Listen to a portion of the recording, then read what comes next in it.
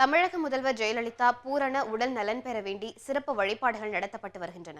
அவற்றில் சிலவற்றை பொது பார்க்கலாம். முதலமைச்சர் ஜெயலலிதா பூரண குணமடைந்து விரைவில் மக்கள் பணியாற்ற வேண்டி சென்னை கிரீம் சாலையில் உள்ள அப்போலோ மருத்துவமனைக்கு வெளியே ராமலிங்க அடிகளாருக்கு சிறப்பு பூஜை நடைபெற்றது. இதில் அதிமுக செய்தி தொடர்பாளர் CR சரஸ்வதி, முன்னாள் அமைச்சர் கோகுல இந்திரா உள்ளிட்ட அதிமுக மகளிர் அணியை சேர்ந்த ஏராளமான பெண்கள் கலந்து கொண்டனர். திருப்பதி ஏழுமலையான் கோவிலில் இன்று காலை VIP தரிசனத்தில் தமிழக வனத்துறை அமைச்சர் திண்டுக்கல் ஸ்ரீனிவாசன், பொதுப்பணித்துறை அமைச்சர் எடப்பாடி பழனிசாமி சுவாமி தரிசனம் செய்தனர். பின்னர் கோவிலில் உள்ள ரங்கநாதர் மண்டபத்தில் தேவஸ்தான அதிகாரிகள் தீர்த்த பிரசாதங்களை வழங்கி வேத ஆசீர்வாதம் செய்து வைத்தனர். பின்னர் கோவிலுக்கு வெளியே நிருபர்களுக்கு பேட்டியளித்த அமைச்சர் திண்டுக்கல் ஸ்ரீனிவாசன், முதல்வர் ஜெயலலிதா உடல் நலம் பெற்று மீண்டும் தங்களது பணியை தொடங்க வேண்டும் என்று வேண்டி சுவாமி தரிசனம் செய்ததாக கூறினார்.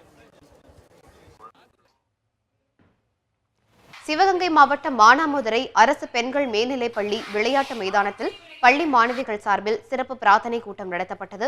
இச்சிறப்பு பிரார்த்தனை கூட்டத்தில் மானாமதுரை அதிமுக நிர்வாகிகள், பள்ளி ஆசிரியர்கள் உட்பட பலர் பங்கேற்றனர்.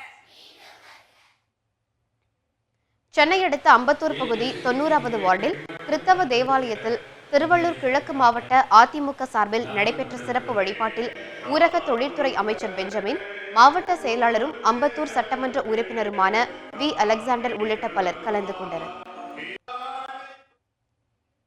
தூத்துக்குடி மாவட்டம் கோவில்பட்டி அருகே உள்ள கழுகுமலை கழுகாசலமூர்த்தி கோவிலில் மாவட்ட பேரவை சார்பில் நடைபெற்ற சிறப்பு வழிபாட்டில் 501 விளக்கு பூஜை ஏற்றப்பட்டது.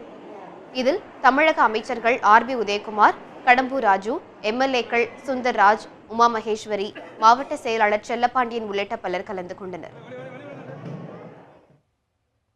சேலம் ஆத்தூர் அருகே நாவலூரில் படப்பிடிப்பிற்கு வந்த திரைப்பட நடிகை KR விஜயா அங்குள்ள அம்மன் கோவிலில் முதலமைச்சர் பூரண நலம் பெற வேண்டி பிரார்த்தனை செய்தார்.